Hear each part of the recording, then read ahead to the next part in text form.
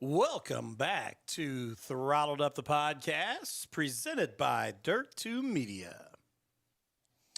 And we are back, and we are live here, testing out some new stuff. And, I got to do this. This people are going to be like, I can't see you. There we are. We are now live. Testing out some new stuff here, so we may have a few little things like that right there, forgetting to take the graphics off, trying some new things. But Matt, back here in live again, and I'm excited tonight because as people can see, and if they've been following along with us, they would know, but we are joined. This is going to be exciting to say, I got to be honest, the 2022 Indiana Late Model Series champion, Tyler Collins. So I'm jumping right in with that, man. What does it feel like to be able to say Indiana Late Model Series champion? I don't know. I don't know if it just hadn't sunk in, or I'm over it, or kind of in the it's kind of hard to wrap my head around that we won a championship, because we never really set out to do it. But it was still it still took all of the grind. It took all of the work. It wasn't something that was really on my radar at the start of the year. We had a bunch of other plans to travel and stuff, and then economy-wise and budget-wise, it was just not really feasible. So then we were like, okay. And then we had a bunch of rough nights at the beginning of the year too. It was, I think the first 3 nights that we raced, or 4, they were DNFs. It was DNF. And so it's well, and then the next thing you know, we just started rattling off win, top five, win, top 5 win. And it was then we were top of the points, and I was like, well, that's cool. Maybe we'll just see that through. And then, but yeah, it was a really great battle all year with different drivers, and then with Britton and Allen and the points there, and the travel shows always made it interesting. So it's really cool to be able to say that we came out on top. It's just, I say it in every victory lane speech, it's really cool to be able to say that you came out on top one night, but to say that, oh, we came out on top over the whole season is that I feel like that's something that I can stop second guessing whether or not I can be a race car driver, because I don't know if other people do that, but it's just something I've always done. It's am I actually good at this? Am I not? I feel like this is finally something I can say, okay, I'm maybe kind of good at this. I think the cool thing, watching your career the whole time, you started off, I don't want it to sound like, man, you started from the bottom and had to claw up, because you started off pretty fast out of the gate with some success. But what's it feel like to know that how far you've come? Because you have. I mean, I give you a ton of credit that I've watched you every year continue to improve your program to be able to compete with those front-running guys. And now you are that front-running guy that guys are chasing. Yeah, we talked about that a little bit last year and then maybe a little bit the year before too, of how far we had come. And it seemed it's at the beginning of my racing season, or of my racing career in 2017, and it's even into 2018, it was you looked at guys like Marty O'Neill, who was just anywhere he went, he was whooping us, and it didn't matter. And then, you had a handful of Hudson would show up, and he'd, be really good, and he was still dabbling around then. And then, all the guys who were out there winning races, like Tyler and Steve and other Tyler, and it was. We don't have to put Steve in there. Yeah, no. It was kind of that looked like the top of Mount Everest, right? And I'm just standing at the base. And like you said, we would have good runs, but to me, you could just feel I think the first year I raced, I had 2 top 5s, and we were really excited about that. But the difference between getting a top 5 and not being lapped by Marty O'Neill was we're actually 2 different things. He might lap the field, It's you may still be top 5 and be lapped, right? Yes. It's it just seemed crazy. And then I think it was 2021 when we won 4 races in a row at Vernon, and we Dad and I were sitting there talking. And it's man, you remember just a couple years ago we were Marty O'Neill pulls in the pits, and you know who's going to win. It's is that me now? Is that what people do I don't want to say are people saying that about me? Oh crap, Tyler's here. But it's cool to think that they could be and it just, that was something that just kind of hit me kind of weird. It's yeah, we are where we really didn't think we could be. It's like I knew I could, or I wouldn't have started racing if I didn't think I could have been good, but I didn't really know how long it would take me or if I would ever be able to. I would have been happy if I'd have been. So this was my 6th year. If you told me I raced for 6 years, and finally after 5 years I picked up a win, and 6 I picked up a couple wins. But if you were telling me, oh, you're getting multiple wins a season and a championship, I'd be like, no way. Like, but I didn't start out racing anything. Like as soon as I started, like I always wanted to race.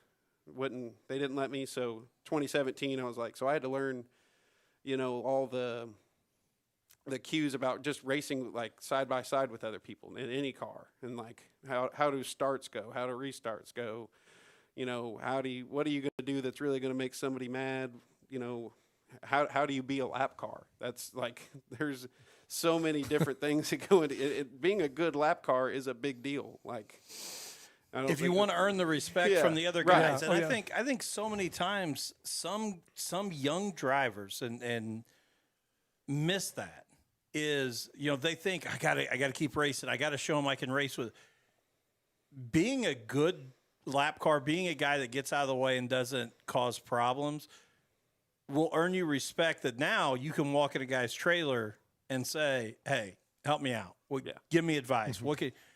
If you're not, you burn your bridge and you become the outsider real quick. That's a great point, though, because you see a lot of times a guy's lapped, but when another car goes up to go around him, he decides to start racing again. Yeah, and can really mess up the guys battling for position up front. And I was watching Volusia last night. There was a really good battle in the modifieds. Like the top 3 cars had each won a feature the night before, and Lucas Lee was like I think 2nd or 3rd, and he was trying to get Troutman past a lap car on the inside, and the lap car went out, and then going to the next corner, the lap car dove back down to the bottom right in front of Lee, and he just had to punt him, and he ended up taking himself out, so he had to go to the tail, and it's like, man, what were you doing?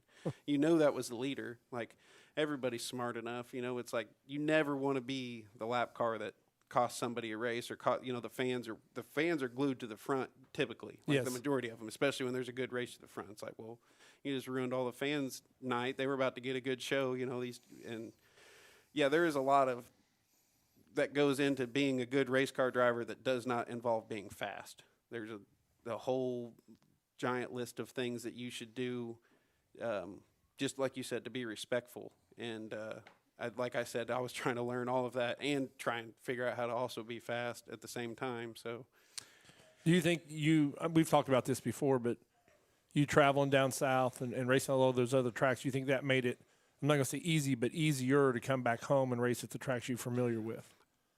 I think it made me not get myself in a box of like what can I or can't I do, especially when it came to like setups, but also like mentality wise of like there were some nights down south when we would just be awful, but then like there was a couple of nights where I remember racing with and passing guys that I knew had won 5, 10, 20,000 to win crate features somewhere in their area. Like when you're racing against, these guys' names or they won super shows. Right. So it's like when you're like, okay, I passed, so-and-so and they had 15 wins last year and, a handful, or they won their championship and they did all the same things that Marty did or that, right. that any of the best guys around home did. So it's like, well, if I can run with these guys at their home track, why can't I go to my home track and run with my guys? Like what's so different? Like, am I just stuck in my head thinking these guys are better than me, or like, Right. Well, and I shows and produced some of those shows. When you first started going, people don't realize some of the names you race with down there. When you're talking about a Randy Weaver, a Logan Rober, legendary. Logan is now chasing Lucas Oil. You were running guys that it was a big deal to race against. And I think I agree. I think sometimes when you stay at your home track, you have so much respect for some of those names, and rightfully so. Everybody should have respect for Marty O'Neill and the Hartwell clan for what they put together for Marty to run. but you can also get to the point where you respect them so much that they're almost heroes. It's almost like a hero deal, and I can't go beat my hero. But I think when you go down and you can compete with some of those other guys and see some of those guys race, it definitely comes back around to I can compete. Yeah. I honestly think like we definitely learned a lot about what to do to make the car fastly and just not making a show. It's like you got 45 cars showing up and 40 of them win features at their local track, and we're trying to make it into the top 20 into the field, and we were consistently not doing that. And then we started making shows. Well, and then we started running decent in shows, and it was like, okay, well, we didn't change all that much. We just started doing something. Everything just kind of started to come together, and then it was like, okay, well, and then that first win I got at Brownstown was in the middle of that. So we came back home. We had an off week or two from the AAS.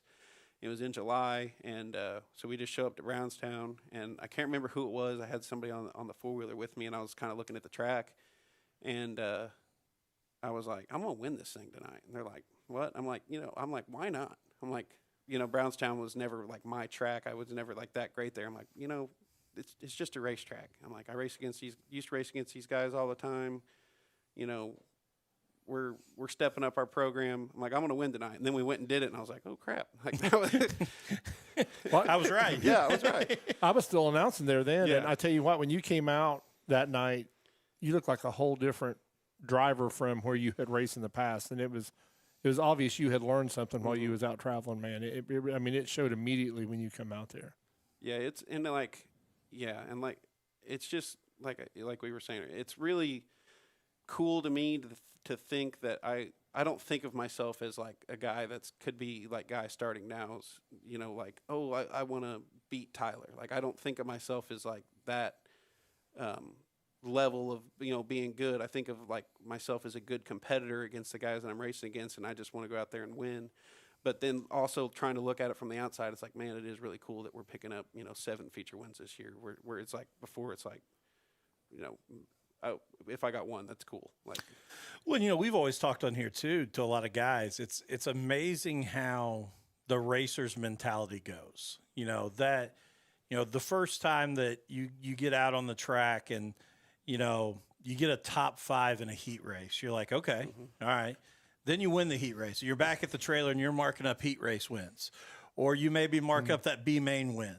And I don't want to sound like I'm belittling any guy that is at that moment right now, because that's something. yeah. But then as soon as you taste that feature win, the B mains, heat races, we don't care. Yeah. It's about feature wins, and it's amazing how the racer has that mentality and that grind and what that desire is to get to that level. And I think what you just said is exactly what has helped you. From an outsider, I would say you're right there, with those guys. But I think that little bit of question that you still hold, like, I think I can be a good competitor. I'm still shocked I got 7 wins. That's the grind that keeps you going. The moment you roll into the track and it's not the confidence you had to just say, I'm going to win here tonight, like that, it's like, I got this. That's the moment you realize I've slid backwards. And I think that you being hungry is going to keep you right with those guys for the future. I agree with that. I would hate to talk to one of my competitors and have them have the attitude of being like, I don't know why you're here. Like, you're just running for second. But at the same time, I wouldn't like, it's got to be about, you got to have confidence in yourself that you can do it, right? I don't go out there wanting to run second. I don't go out there expecting myself to, I guess it's a weird way of saying I expect myself to win, but I'm also shocked when I do it. Mm-hmm. It's like, you got to have a little bit, you got to have the humbleness, but you also got to have the hungriness, and you got to be able to do, I think all of it at the same time to really, like I was saying, like, be a really good competitor. I don't want to go out there and just drive through people. I want to, like, have a really good race with these guys, but like, I want to be the guy on race win as much as I do my first feature win. And I can't say I remember my first B main win. I think it was at Twin Cities, but the first heat race win was a big one. And I was like, I remember telling my dad when I got back to it was at Chandler, which we haven't gone to since then. It was down at Chandler in Evansville. Yep. Yep. And I outran Remington Gill and Isaac Rainey and his new Capital. Like there was and I think Tyler Kane was in that heat. And like there was really good cars in the heat, and I started outside pole and I drove around Remington, and I led every lap. And I remember like every lap thinking, "Don't mess up, don't mess up, don't mess up." That's all I was thinking. And then I ended up winning, and I got back to the trailer and I was like, "Loaded up. It's all downhill from here tonight." I'm like, "I know we're not winning our first feature tonight. Put it in the trailer. Let's just go home on this high." And they're like, "No, we can't do that." But yeah, I was just as pumped for that as I was that first feature win at Brownstown. I tell you, it was cool to go down there because you guys were treated like Lucas Oil just rolled in when we went to Chandler, man. I mean, it was, it actually takes me back to your uncle when went to Fleming County, Kentucky, because he was the Scott Bloomquist of that joint. And that's the way all you guys with the ILMS was treated when we went to Chandler, man. That was. Honestly, it was a good track. I got my first heat win there. I'm going to like it. But the water on the track stunk. That was. Yeah. I remember it was really hot that day, and I did not know that apparently they took the water from where they dumped the sewage. Yes. And the water truck rode by, and I kind of just stayed close to it and let it spray me. And then everybody looked at me like, "What are you doing?" And I was like, "Felt good." And they're like, "That's sewer water." And I'm like, "Oh." K-Rob was not a Chandler. So, hey, go ahead. I was just going to say, let's switch gears or engines, and let's talk about that adventure you're moving into, man. That you're running, the crates and the supers. Let's go back to the first time. I shouldn't say the first time, but the marathon that you went through, going from the Bowman 50 to the Jackson 100. Yeah, that was that night was kind of everything. I guess I anticipated it, but when we decided we were going to do it, I had worst case scenario in my mind. We're going to be up till 5 a.m. doing this, and then, it turned out that's what happened thanks to the rain, and then we had everything set up to be able to do it right there at our trailer, and then it was raining, so we had to load everything up, and then Jim let us use one of the barns at the on the fairgrounds there where they show cattle, so we were able to back it into the cattle barn and at least be dry, but. That night, I don't think that going into Saturday after the engine swap basically went as good or better than I could have ever hoped. Like my goal, because I had ran, I guess that wasn't really my first super race. I had taken Tori's car. My dad let me take it to Fun Fest one time, and we put all the tires on backwards, so I had reverse stagger. And we didn't have Toby with us, the setup guy, and it was just me and Dad, and I just went out there and looked like an idiot. I mean, I think it was Steven Godsey who stopped by the pit and was like, "Get him off the track." And there's a picture that Mark Schaefer got of me that I still have somewhere, and I was like full crank sideways, like it looks like I didn't end up spinning out, but it looks like I'm gonna spin out, and then it's like I'm way too jacked sideways than anybody else was, and I was just trying to control the car. So going from that to okay, well then we got the Jackson 100, it's like, well, this is going to be my first real super show. And we had practiced it basically just to shake the engine down and make sure it ran good. We went to one private session at Brownstown a few weeks before, and we went out 2 or 3 times, and we tried basically just trying to see what different was on gear and if I had to make wholesale changes to the car, and then make sure the engine ran. And so really, I didn't try hardly any changes because the car felt pretty good. So I just went out there and made some laps. I think I came in and made a lift bar change. I didn't like it, put it back where it was, and then went out one more time. And I was like, engine runs good, car's pretty good. Let's just load it up and we'll just go for it. We don't, we could. I wanted to spend the money and do that multiple times and get good at it, but I couldn't. So going into the Jackson, I was like, if we can have things go our way, I think we can make the show. And then I qualified like crap, and I was like, I think I was 2/2000ths of a second ahead of Peden, and it was like, well, why'd I just spend all night, changing engines if I could have just left what I had in and probably got right around the same time. So it was like I was pretty down, and then we go out for the heat race, and I was like, I can do this. I have to do this. Like, this is what we didn't put all this work in to not do it. So I just went out there. I'm like, I'm going to the front. And I about ran over Steve Casebolt, not like on purpose. Like, and I thought he broke. Like, I was just, whatever line I chose, whatever I did, I was just that much quicker. And I like hit him in the quarter panel. I was like, oh crap. And I was like, I got out of it and I saw him get sideways and I felt bad about, like, you know, he kept going and I didn't pass him or nothing. He didn't lose a spot. You know, it ended up being a caution anyway. But I remember thinking I was that much faster. I was like, we gotta, like, and then I set out, I'm like, we're really going this time. And I got almost past Chad for the transfer spot. And then I decided I was just going to cruise in the B main and make sure I got in, hold the bottom. And then for the feature, I was like, just take it easy, see if we can pick off a couple cars. I put a 40 on the right rear. I had never really ran a 40 and like did what a couple of the super guys were telling me to do on some tire stuff. And I was like, all right, let's take it easy and, you know, see where we're at the end. And the next thing I know, I'm like 12th. And I'm like, what is going on? Like, I wasn't even trying yet. And honestly, the car was still too snug. Like, I was waiting on it to get slicker. I was like, and then the engine ended up locking up and it was pretty, I heard it pretty good. The water temperature started to climb and I started to back off of it a little bit. And I was hoping the water temperature would come down because I look in front of me and I see Mike Marlar, and then when I started to get out of it, that's when Shepard passed me, and I was like, I'm running with Mike Marlar and Brandon Shepard. I'm like, I can't pull in. Like, this is like, you know, this is a dream. Like, and then I, you know, it ended up really hurting the engine. I kept apologizing to my dad because it was his deal, and I was like, I'm sorry. And he's like, it did exactly what we wanted it to do. And I was like, I'm in. And I kind of got like, oh, like, look where I'm at. Like, this is cool. And then, like, instead of doing the smart thing, pulling in. But isn't that the most difficult decision to make? And I understand, looking back now, you can say you got caught up. Yeah. But to know you're in that spot, you are exceeding expectations. It's, to me, that is the same thing as when you're up front and you start hearing everything that may be going wrong with your car. But in the flip side, hey, I'm here and this is going well.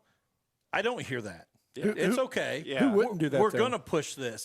It'll be okay. You tell yourself that. I think any competitor in that spot is going to think, let's go. Because that's all I was thinking in my head was, I'm like, I'm doing really good and I'm not even to the part of the race where I set up to be. Like, I've always been a guy that's like, the first 50 laps don't win you shit. The last 50 laps win you the race. Like, why, you know, if they're going to go out and water the track, I'm not going to go out there and loosen my car back up. I'm like, it's going to blow off, hopefully. We'll see how much, but I've always, like, you set up to be really good at the end. And I think we showed that a lot this last year because most of my wins came off passing somebody with like under 5 to go. Yeah. Like trying to make sure that, like, so I was like, I think I pulled in with only 30 laps in or something like that. And like I said, like, it was really hard for me knowing that I was doing that good. And I was like, man, I was anticipating starting to go on like lap 75. Like, I want to make it to lap 75. I want to make it to where, like, I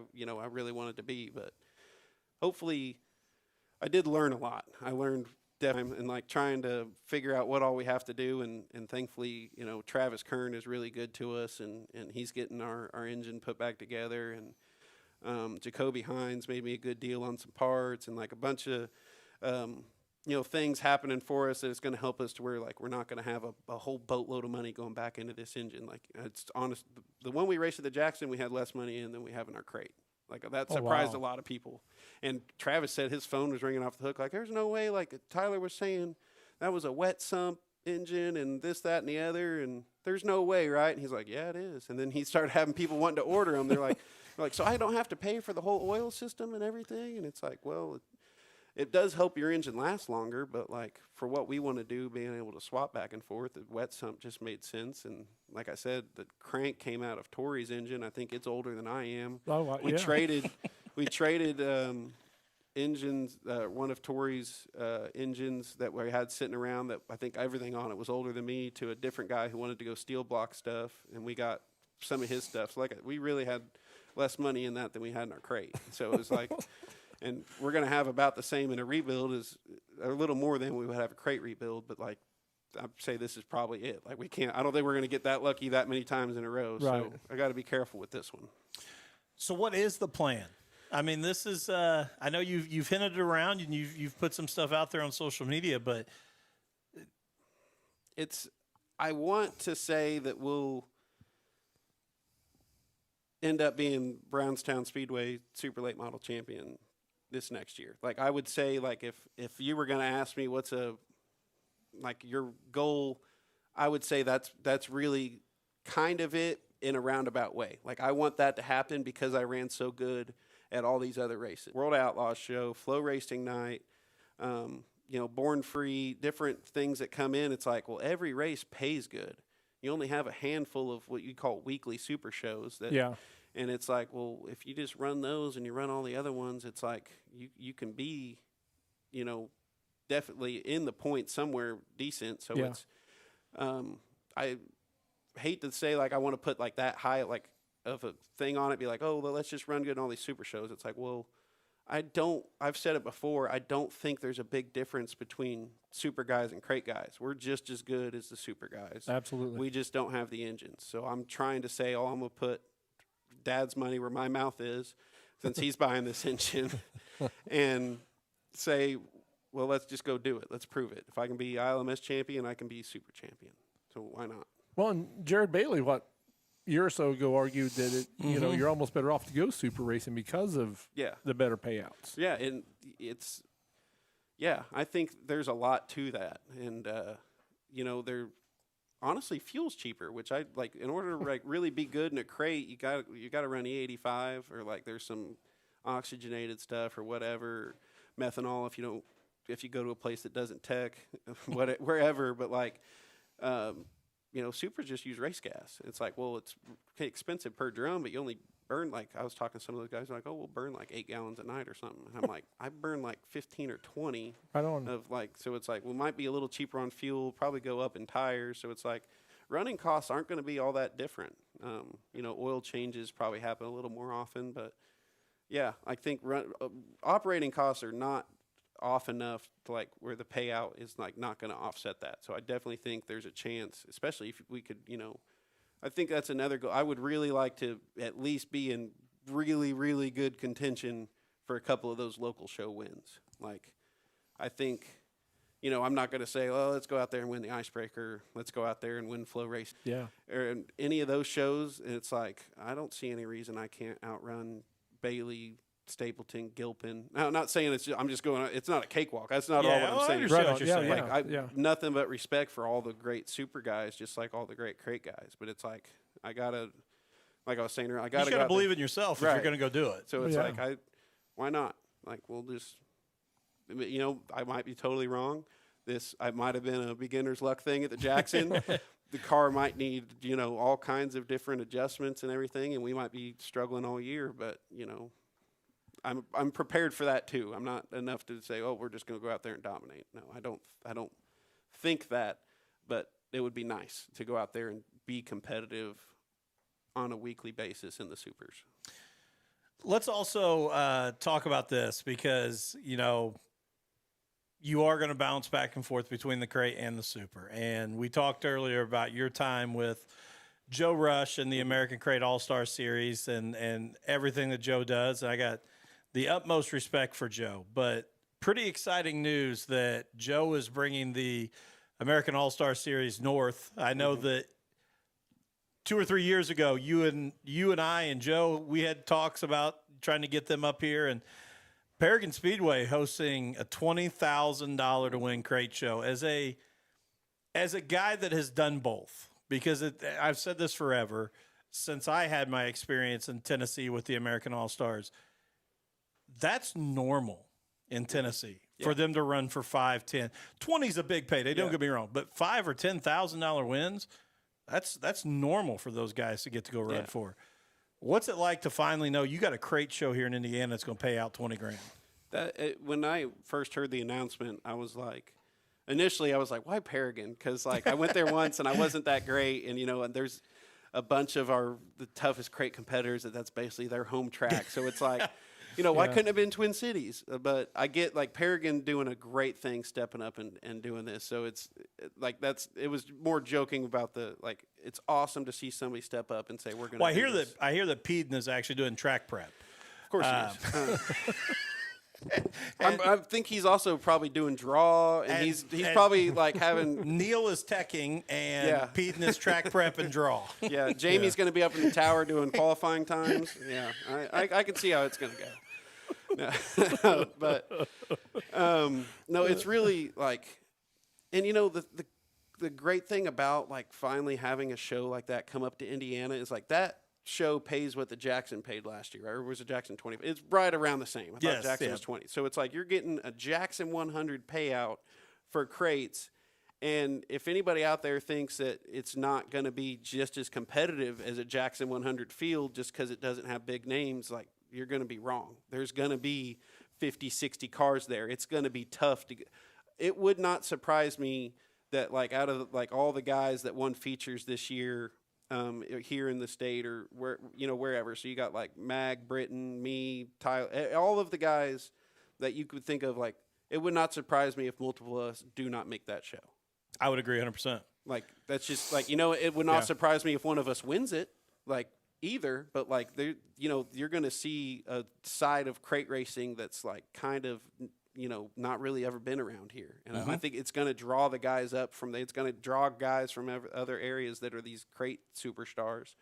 And it's, even if they've never been to Paragon, they're honestly going to be on a pretty good playing field because most of us crate guys haven't either. We had one or two shows last year. And, even the guys at Paragon is their home track. They don't get to go there with the late model that much. So it's like, these out of towners are not going to be.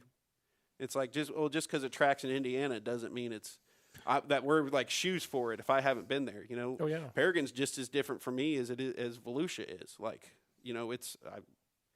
I can't go down to Volusia and like call it. It's a different racetrack. Racetrack's different than racetracks, and it's gonna be a very crazy show, I believe. You're gonna see some super guys if they're off that weekend. Absolutely. Crate absolutely. Yeah, I think you'll see a lot of those guys if they get the opportunity to be there. And I am excited to say, just so anybody listening, and I appreciate Paragon Speedway working with us, but that show will be live on Dirt to Media, right there. And again, we've been partners with Joe for a while, and excited to put that show on because. And if you haven't seen the updates Paragon is just making to the facility, you can't say enough, man. That place is gorgeous, and so $20,000 payday, pretty exciting there. Oh yeah. We're gonna take a quick pause here, real quick, just so I can throw out a couple of sponsors. Racing Vector Store, the ultimate resource for high-quality, fully customizable vector images for dirt racing and other motorsports. Perfect for digital media, craft projects, T-shirt and logo design, sponsor presentations, wrap design mock-ups, laser engraving, signs, websites, and much, much more. Again, that is Racing Vector Store with over 190 designs available to download. Visit them today at racingvectorstore.etsy.com. Any racer out there knows how difficult it is when you're fixing your sheet metal and you've got to drill out the pop rivets. You end up with that 3/16 drill bit and it's got rivets fed all the way up the shaft. You end up having to get a pair of pliers out, reverse that, and work those rivets back off that drill bit. Damaging the drill bit, dulling the drill bit. Thank you to our friends at Pop Bit. They have now made removing rivets easy. Check out their website at popbitusa.com. These are all made right here in the USA and will save you time, money, and effort when drilling out pop rivets. Check it out and be on the lookout for an upcoming segment sponsored by Pop Bit here on Throttled Up. Have you had a chance to get a pop bit yet, Tyler? I haven't. I haven't had to drill a rivet out yet since. Well, I'm going to be the one, and Tommy, if you're watching, I need more pop bits. But I'm going to be the first one to give you a Pop Bit Pro here. If and when you got to drill out rivets, it's going to be the best thing that ever happened to you. This is perfect because I was planning on buying a few of these. This is a really cool idea. Unbelievable. And so, if you've not checked it out yet, popbitusa.com. go check him out. It was kind of funny. I happened to be, doing my nightly thing before I fall asleep and scrolling TikTok for, 15 minutes. And I came across a video of a guy like at a U-Haul center, and he was drilling out rivets on the taillights in a trailer. And I just happened to put on there, hey, because he was using just a regular drill bit. I said, you need to check out popbitusa.com.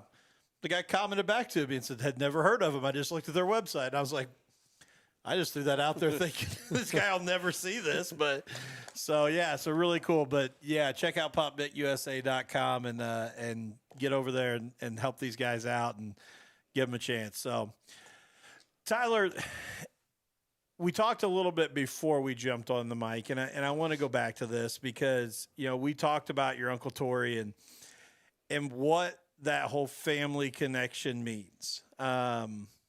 What's it like to know you get to go out and race with him and compete with him and I know there's times when he's off that he's right there in the pit with you. We talked about that, but what is it like to know that you have those opportunities? It's like for me, it's especially since my first year racing, Tori was in supers, so we really didn't get a race together all that much. When we did, it was like, but like now, happening more often. It's like, Tori was my hero. He's the reason I wanted to become a race car driver.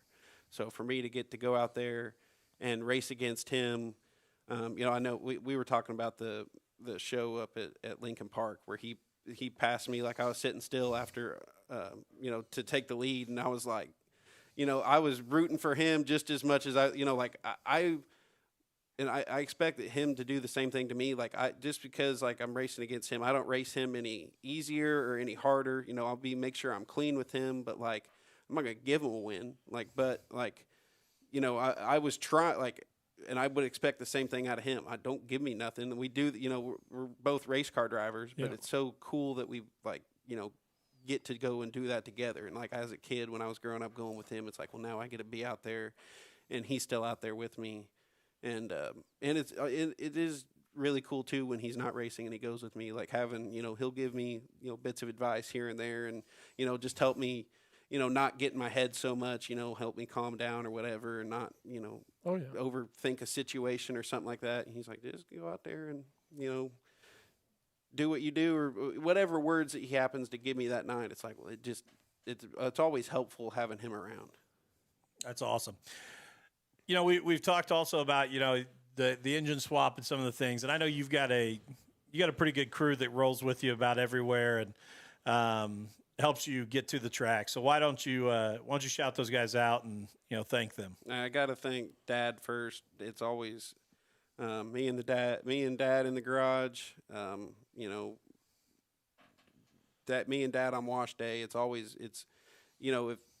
If I can't be there, he's doing maintenance on his own, or if he can't be there, I'm doing something on my own. But it's he and I that do everything together, and I can't thank him enough for even in my really ambitious goals of wanting to do an engine swap on a Friday and race on Saturday, and and he's like, oh, I'm not as young as you. I'm like, oh, you can be. Let's do it. And he's like, all right. So, and then Alex and Zach Taylor.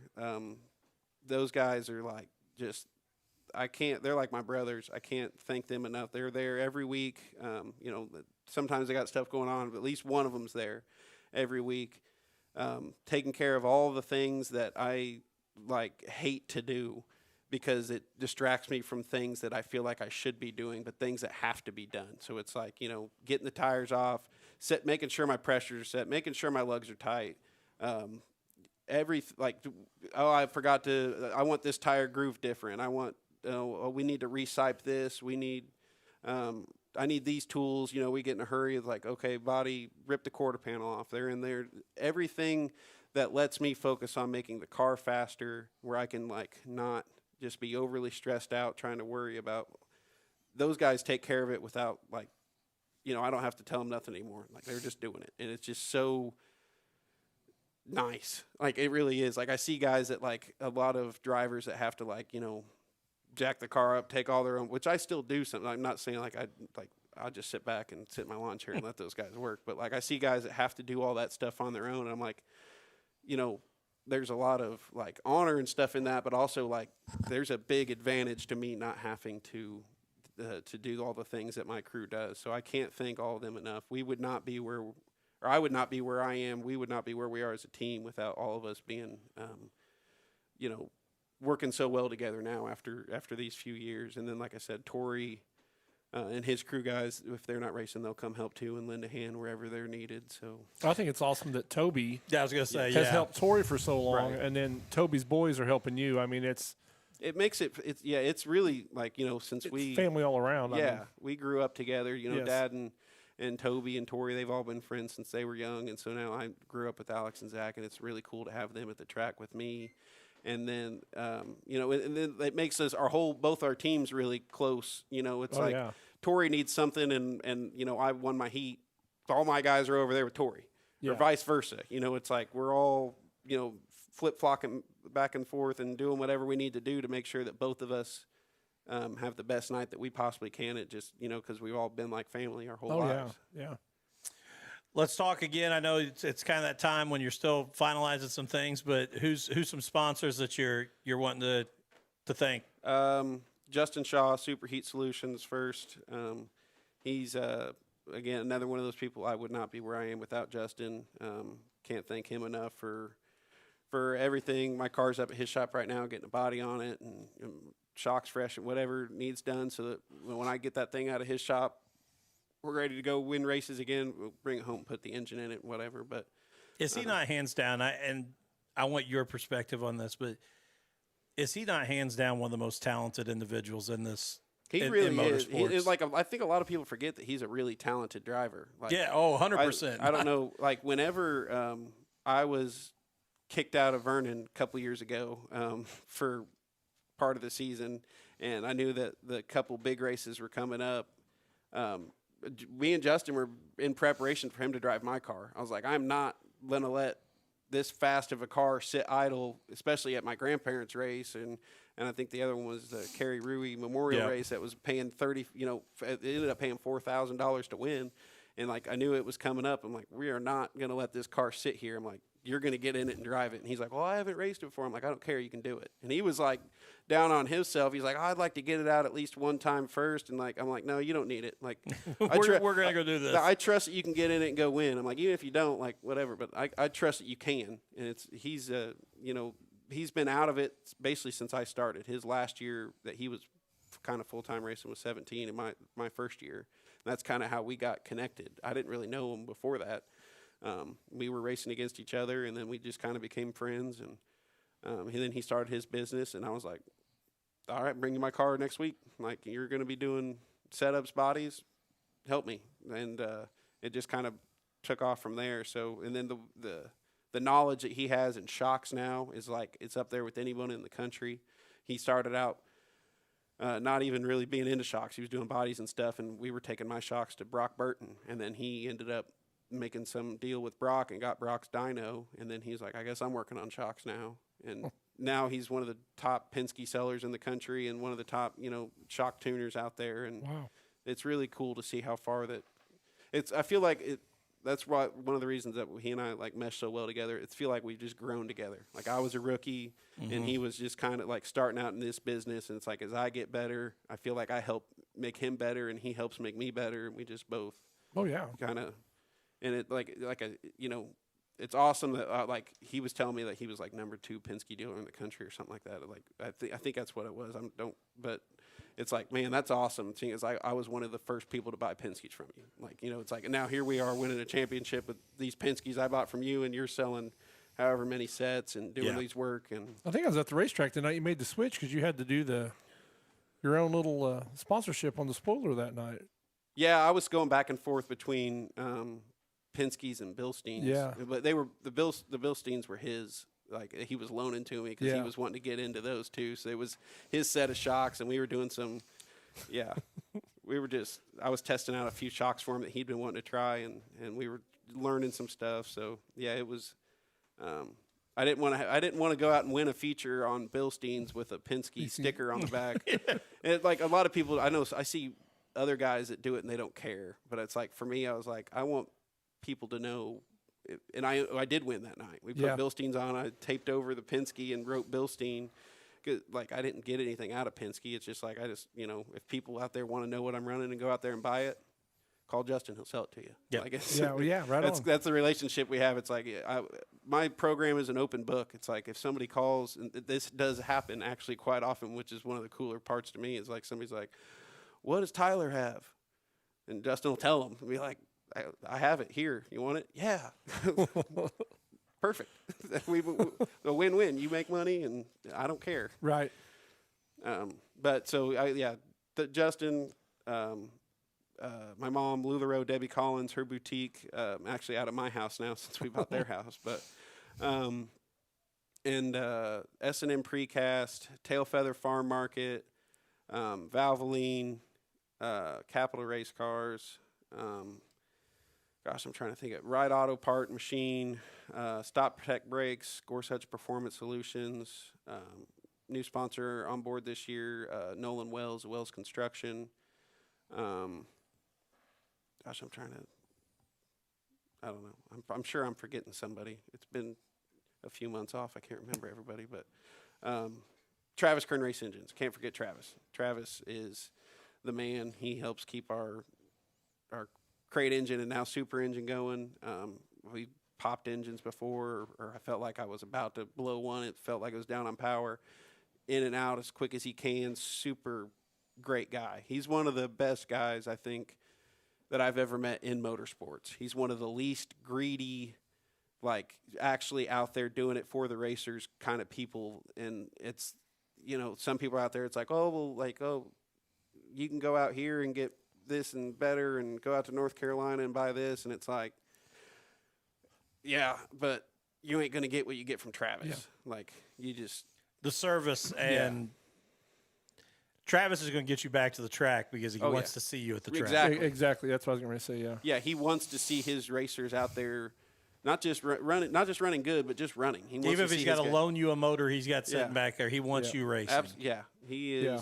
And we've seen that happen. Yeah, 100%. Yeah. We were over at his shop and we were talking about my engine. We were trying to get pistons and heads and stuff, and he's ungodly busy, and we were, we're kind of behind the ball because we need parts here, and had to take the block over to get machined, and he doesn't even have it yet. And talking to him, and he's like, "You'll be ready for the Jackson or for the icebreaker." He's like, "I'll make sure you're ready." And it's like, that's just, what other guy you're not going to call Jay Dickens or somebody unless you're a big name guy, and they're going to be like, "Oh, I got you." Like, that's what Travis does. All of his local guys are the big name guys. He wants to, all of the guys that run with him, he helps them out. And honestly, Travis has the ability and the knowledge. If he wanted to turn his back on the local racer and was greedy, he could be Jay Dickens. He absolutely could be. That's the point I want to make too. Yeah. It's not like No. It's not your bargain bin motor just because it's coming from Travis. It's right. He could be with all these other guys as well. Well, I mean, what he did with that. Like I said, that engine, we legit had less money in it than our crate, and we were outrunning guys with $50,000 engines, and that thing blew up to zero fault of Travis. From the rain, there was a lot of mud, and somehow some got in there in the wrong spot and knocked the water pump belts off. So the water pump was not flowing at all while I was out there hammering on it. It was fault of me and just bad luck. And that engine still was not in that bad a shape. Like it ended up getting rings to touching. There was some damage from being hot, but when I shut it off, the valve seats fell out, and then that would lock it. I thought it was locked up, just locked up. I blew her plumb up, but it wasn't. It was decently bad, but not as bad as it could have been.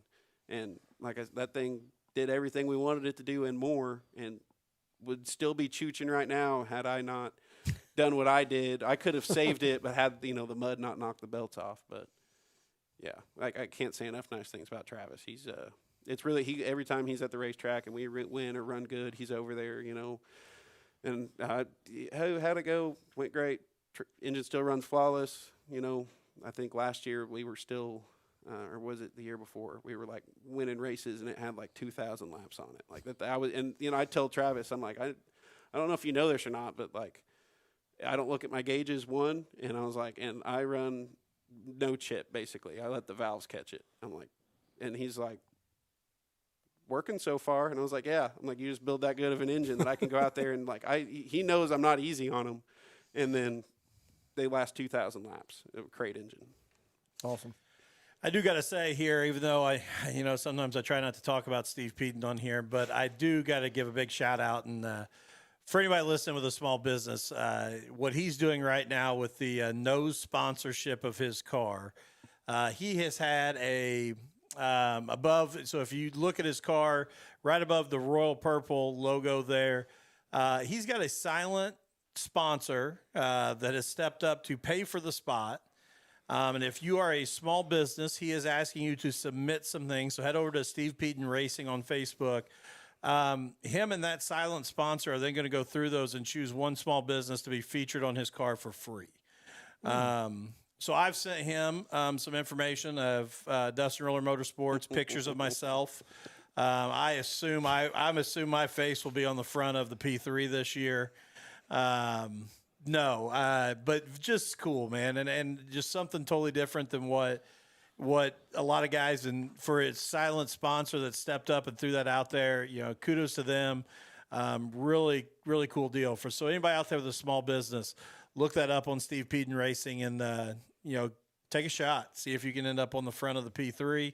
I will tell you, it is a dangerous spot. Steve has been known to get into the Uke tires at times before, but he will replace you after he gets into those Uke tires. I tried to pitch him Tyler Collins Racing. It is a small business, but I think that was a conflict of interest. He said no. Yeah, he didn't even give me a shot on anything. He was done with me from the get-go. So, well, Tyler, man, I can't say enough about how much I appreciate you coming on, and we're excited to be back and doing this again. And I had to. I mean, after seeing you were talking about the engine swaps, you were the first one we called and said, got to get you here. So, good luck this year, man. We appreciate you and excited to see where you go and all you accomplish. I appreciate it. Thanks for having me, guys. And it's cool to you guys are finally back and be able to come on here and hopefully it turns into a good season. A lot of hopefully the build-up is worth it. Well, and for those of you who are listening on your favorite podcast delivery app or watching us right now live on Facebook, I do want to say in 2 weeks, we will have the 5J himself, Joss Moffitt, here in studio. I got to hang out with Joss just a couple weeks ago and talk some things. He's got some exciting news, some big things going to happen for him this year. So we're going to go open wheel racing there a little bit, Matt. I'm good with that. Talking to Joss a little bit, and then we will have Mr. P3 himself. The first episode there of March, Mr. Peden will be down. And then the episode that may end all episodes. Celery Brown and Trent Nicholas will be here. We hope it's finished by the icebreaker. We're doing it that Wednesday night before the icebreaker. I hope we can make it to the icebreaker on Saturday and they're not still talking, but I'm not certain. Well, they might still be talking. We just might be at the icebreaker. We'll just go. We'll come back and pick it up when we're done there. So excited about all of those. And again, man, give us a follow on Facebook. And Tyler, again, good luck, man. I appreciate it. Thanks, guys.